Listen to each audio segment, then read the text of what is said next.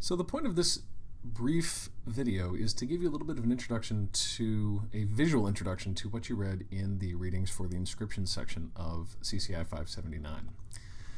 Inscriptions form one of the most important sources of historical documents simply because once written down they are very hard to change without anybody noticing. So we don't have the issue that we find very often with literature where scribal interpretations or omissions or convolutions in the text or people who are copying things that they don't know, where you often had in the Middle Ages where you would have monks whose Latin was not very good copying something. You don't have that with inscriptions because written on stone they do not change, and the permanence of the material is really the big selling point for using inscriptions, both to teach Latin and also for the study of history. The text is permanent. We have a lot of references in ancient authors, ancient historians, to inscriptions that were up. Many of you have been to Rome. You know that the Romans in the past and today wrote on everything. So you have a lot of inscriptions that have been there in situ for a very long time. And here's where they become very important for use in Latin classrooms.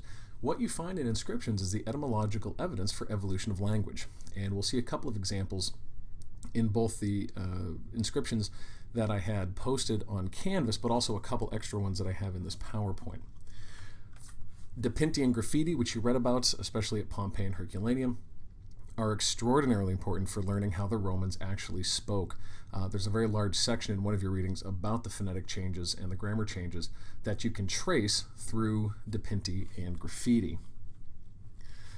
Now, that's not to say that inscriptions are perfect. There are a lot of problems. The historical insight, which actually is a benefit, can also be a negative because we don't have a lot of times the thought process that went into creating the inscription.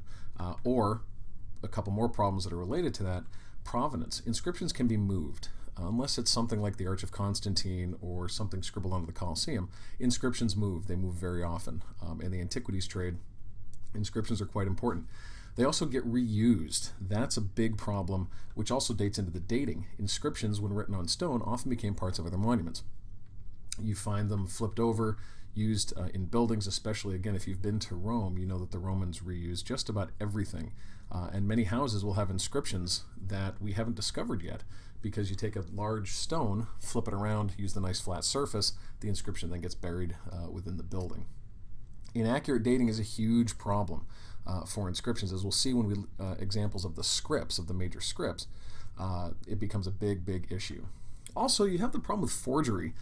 It's very easy to actually forge an inscription because you can't use things, for example, like the type of ink or the type of material that it's written on. Stones are millions of years old. A chisel does not leave necessarily a identifiable mark like you would have with ink, where you can actually date the ink to a particular time period. So just like with the literature that you read about, especially in the first week's assignment, inscriptions have benefits and inscriptions also have serious problems when using them as historical sources.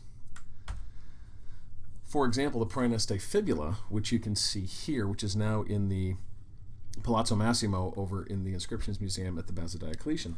This is a problem of interpretation. The Praeneste Fibula, which may be the oldest inscription in Latin ever discovered. It dates to somewhere between the 8th and 6th century, and as you can see here, it has a very small inscription scratched on it, which, written in very archaic Latin, on the bottom left you see Manios med fe facit numatiae, which in more classical Latin would be Manius me fecit numerio, Manius made me for Numerius. There is no doubt that this pin, there's no doubt anymore that the pin is ancient, that dates to the period between the 8th and the 8th and 6th century. But the question becomes with the inscription, because as you can see, it's scratched onto it. It is not part of the original creation. And so there's been a lot of back and forth about whether or not that's the oldest inscription ever. Recently, however, a conference in Rome came to the conclusion that yes, this is probably more probable than not that this actually is a authentic inscription made on this when the Praeneste Fibula was made. So when you go to Rome, if you haven't been already, you may have seen this. If you haven't, go check it out. It's in the Inscriptions Museum at the Palazzo Massimo. And you'll notice on the bottom left too, here's where you can use it for etymological evidence for the evolution of language. You have heavy Etruscan influence here, on this inscription. In fact, it comes from Praeneste. And so you can use these. These are great to use in your classes. Now, the creation of inscriptions, you read in detail about that, but I just wanted to highlight a few of the parts to actually creating an inscription. You had to start, of course, you needed a lapidkita, a stone cutter, who would be working in his workshop. And this probably was a very, very large, very lucrative industry, because you can imagine the number of inscriptions that were needed, for example, for tombstones, in addition to, of course, the imperial commissions, which would have probably been quite lucrative. The inscribers, the sculptor and the scriptor, two different words for the person actually in charge of taking the commission from whomever wanted it and creating it into stone. Now, these folks who are working with a hammer and a chisel, it's not the most precise sculpting tools. And I'll show you some of the issues with the inscription on the right, which you may be able to see immediately. They're not very easy to see, so of course you can use something called cinnabar or minium, which is that red dye, that red paint that you see. It's ubiquitous now almost in every inscription in a museum, to highlight it, to make it pop. These are going to be expensive. These are not going to be the easiest things to make, and so you'd want people to know your inscription. You could also, of course, use bronze lettering, which would have been on the monumental imperial commissions. You would have had bronze lettering to make things look good. There is one example left in Rome that I know of a bronze letter still in situ in Rome, and it's actually from an inscription in the Forum of Trajan. It's now laying just out in the open, and it's actually an interpunct. It's not actually a letter, but there is a bronze interpunct still in situ in its original inscription, and you can see it from the observation areas surrounding the Forum of Trajan. Now, this inscription shows some issues you can have with inscriptions. You'll notice this is a funerary monument. This is also in the Inscriptions Museum at the Palazzo Massimo, and you can see that it is for someone who has died, because you can see HIC, hic requiescat, in pace. And then you see the word ancilla, where you have the A is put up a little bit higher, and seems to be a mistake. Now, there's a lot of reasons that could have been there, but you'll notice as you go through that this is not a very high quality inscription. And in fact, in the second line up from the bottom, where you see amicabilis, the amicabilis fidelis, they actually have screwed up, forgot some letters, and then had to write them up and above to fit them in. So inscriptions are not perfect. This is probably from a relatively low income family who commissioned this, because they couldn't afford the good writing. And this is a common problem with inscriptions and manuscripts as well. Unfortunately, we're not going to be looking too much at the actual copying of manuscripts, but you have many, many manuscripts where the scribe ran out of room and then writes sort of up and sideways along the edge to fit in the words that he needed. Here are just a couple of examples of cinnabar that you can see. These are from the Musei Capitolini in Rome. Sometimes it's overdone, as in the inscription on the right. Sometimes it's a little more subtle on the left. Some of it does survive, as far as I know. Some of these are original when you see them, but most of them are actually redone to make the inscription pop a little bit more. Now, a couple of common things that you see in the inscriptions. And again, you've read about most of these in your readings, but I just want to highlight a few. The Roman alphabet with its 21 letters. You have two different types of script. You have the monumental script and then the actual script. So what you see in, for example, the monumental ones obviously are on things like arches or imperial commissions, and then the actual script, which you find in depicting graffiti. Naming conventions, you are probably very familiar with these. Names are always abbreviated in inscriptions. That makes perfect sense, because you're writing in a very finite space and it's very expensive. You have the bigger the name, the longer the name, the more stone, the more space you're going to need.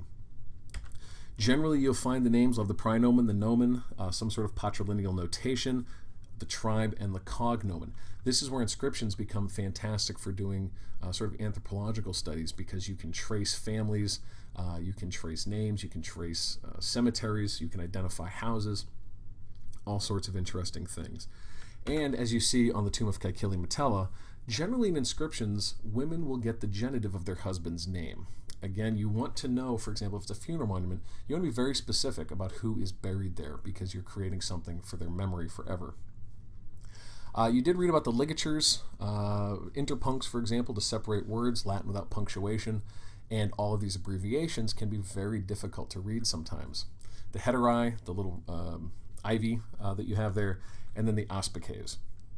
3 different ways to sort of separate words, both for aesthetic purposes and also to make ease for people who are writing and when you're dealing with all of these abbreviations.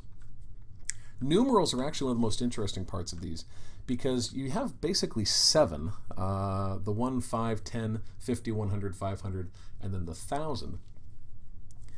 And very often what you'll find, in contrary to sort of modern usage, is that 4 is almost inevitably written with 4 sort of straight lines instead of the IV, the subtractive method that we're used to.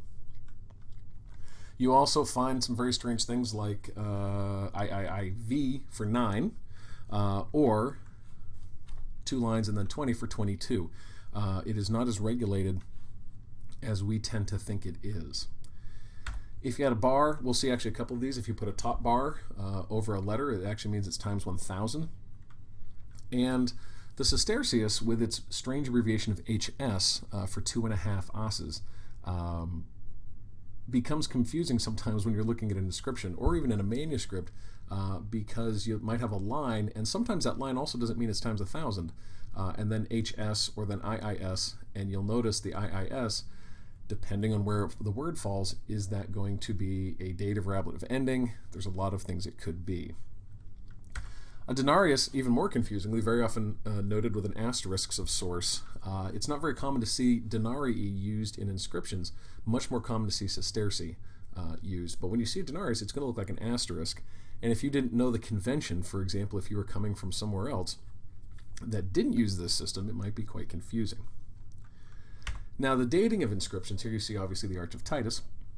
Dating inscriptions is actually pretty easy. It's probably the easiest thing to do with an inscription as opposed to figuring out what the inscription is about. Names, for example, consular lists or personal names can very often tell you when this is from. Consular lists, we have them. We have the Fasti for many, many, many years of the Republican into the Augustan period, and so you can match those up sometimes. But personal names very often will date it too. For example, Flavius. After about the mid-3rd century, Flavius becomes sort of this catch-all first name for non-Romans. And so nearly every important figure who was not from the imperial family is named Flavius, especially as you get into the Theodosian and the Honorian reigns at the end of the 4th and early 5th centuries. There are 4 main types of script. These are not always reliable, simply because you might have Claudius, for example, who is very much into archaism, using an older script for a newer monument. But they are generally good to use to date an inscription, and I have examples of these coming up in a moment. For imperial inscriptions, you have very easy to identify the emperor, not only because of their name, but because of things like what consulship they were in, what year of tribunician power, which is actually the best way to date, because as soon as an emperor became emperor, he was imbued with the tribunician power. He was not always consul, but he was always given tribunician potestas. So that's actually the best way to date an imperial inscription, is using that. How many times he was named imperator? If we have a literary account that backs that up, we can often date an inscription based on the number of times the emperor was acclaimed imperator. And ethnographic honorifics. If you have an ethnographic honorific in an inscription, you can date the inscription because anything before the conquering of a particular area would not include that honorific.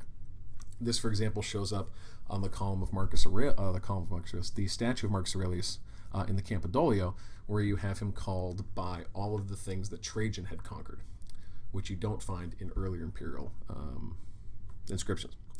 Now, the 4 major scripts, which were mentioned in your reading, I just wanted to show you examples. Here you have an archaic script. The archaic script very much looks like Etruscan, very often written in either Boustrophedon, which is that back and forth as the cows walk, or completely right to left instead of left to right like we read Latin. And again, no punctuation. Here I've got it in the original with a more colloquial or more Latin-y, what we'd expect to be Latin-y version, and then the English. This is a triple pot that was found in Etruria, so this makes a little bit of sense as to why they're using this sort of script. But you can see it's almost impossible to read, and the language is very, very different. The archaic script almost is very handwritten. It does not look sort of institutionalized. The Republican script, which you can see here in an inscription of the Senatus Consultum de Bacchanalibus, which banned the worship of Bacchus in around 186. Livy has a fantastic version of that story. You can see that it's a little more regular. The letters are roughly the same size, still looks a little bit more handwritten, and you can also see some very strange things. If you look at the 1, 2, 3, 4, 5, 6th line up from the bottom, you will see the word EEIS for A's, but with 2 E's. So you can, again, an example of how to track the sort of linguistic evolution of Latin through these inscriptions. Early imperial inscriptions is sort of the canonical one, I think, that we think of when we look at Roman inscriptions. This is an inscription from the Musei Capitolini, where notice everything is regular. You have the little flourishes on the M's, for example, and on the I's. Letters are very regular. You don't have as much variation in terms of lettering or spelling. And then you'll notice it goes backwards. The late imperial script here on a dedication by Decius Marius Venantius Basileus, which is now in the Colosseum, you can see you've gone backwards a little bit into a more handwritten looking style. Again, these scripts are very useful for dating, but they are not exceptionally accurate because, yes, what does late imperial mean? It's a very long period of time. Early imperial, very long period of time. But you can use these to help you date the inscription. And then, if you know the date, that helps with the interpretation and the use of the inscription as a historical document. Talking about imperial titulature, what you have here is the inscription on the base of the Marcus Aurelius statue in the Campidoglio. And you'll notice that you have abbreviations in the first line, the standard imperial titles: Imperator, Caesar, son of the divine Antonius, grandson of the divine Hadrian, great-grandson of the divine Trajan. And then you'll notice Parthicus, and down at the bottom in the second to last line, Germanicus, Sarmaticus. You have these sort of honorifics of areas conquered by earlier emperors. And then you'll notice Trib Pot XXV little I big I. So this was put up, this statue, in the 27th year of his tribunician power. So we can date this very securely. Marcus Aurelius becomes emperor in 161. We can date this then to 27 years later, or 178. Very shortly before he died in 180. You'll notice that he was only imperator for the 6th time, consul for the 3rd time, but this is the 27th year of his power, so we know the date of his reign. Now, in the next section, I'm going to actually stop this video because it's getting a little bit long. In the next video that I'll be posting, I'm going to show you pictures of the inscriptions that were posted from the Latin Inscriptions of Rome book and go through just a couple of things that you'll notice about these very, very famous inscriptions and their translations.